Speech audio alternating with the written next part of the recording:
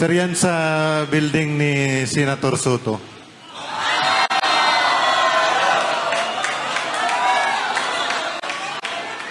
Bali, ako yung advance team kami dyan, sir. Kasama ko yan dyan si Badilla.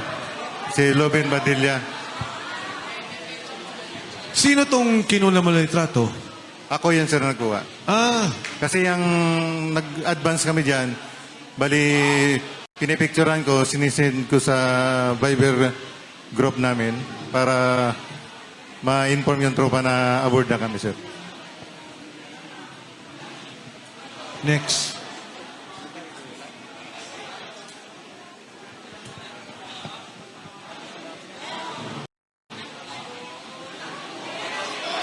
Tore, oh.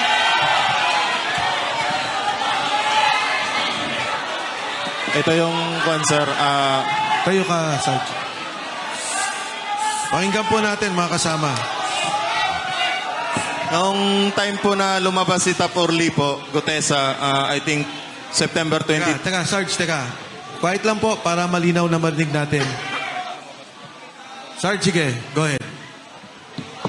Ito po yung time na yung lumabas na po si Tap Orly Gutesa, September 25, 2025. Inumpisahan na kaming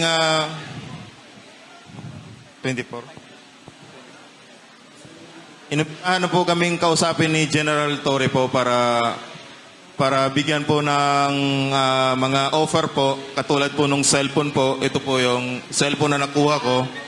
Tapos binigyan rin po kami ng 50,000 po para kapalit po doon sa affidavit na magpapatunay po na papasinungalingan namin yung mga pahayag po ni Tap Orly Gutesa po.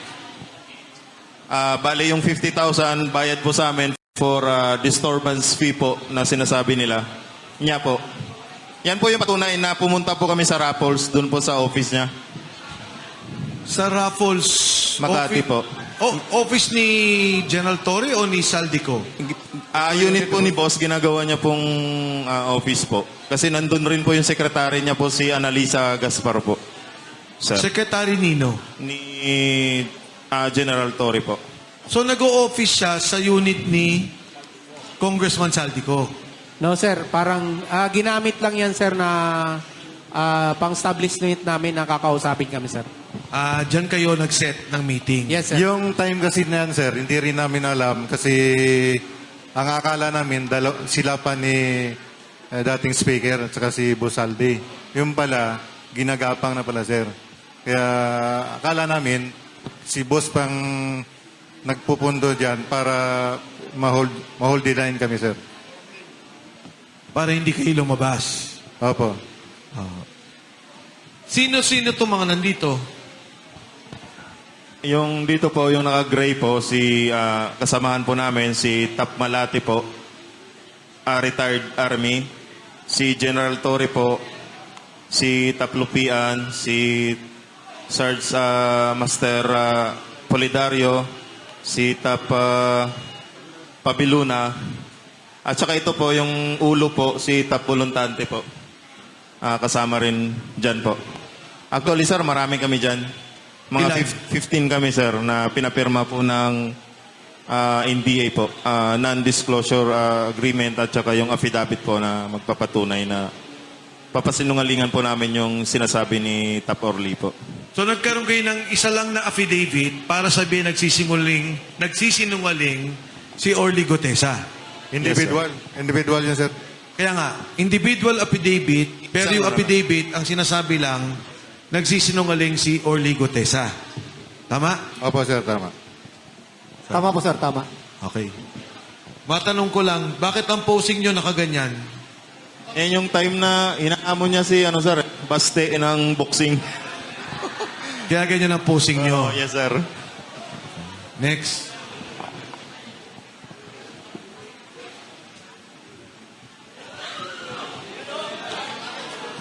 Kami po yan.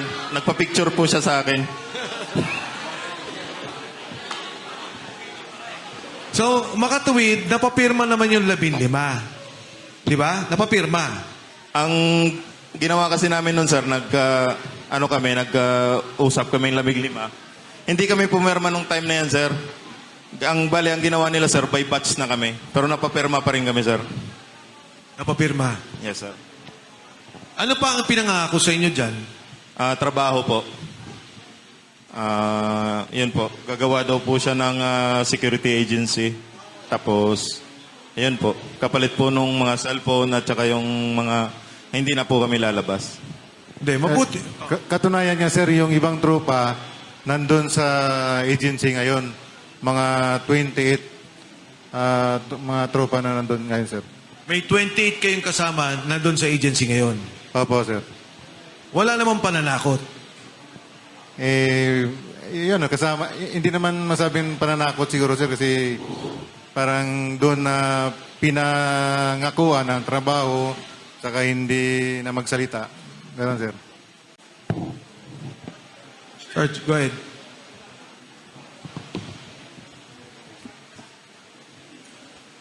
Sir, karagdagan po doon sir, sa binanggit po ni Sarge Baupan sir regarding doon sa cellphone.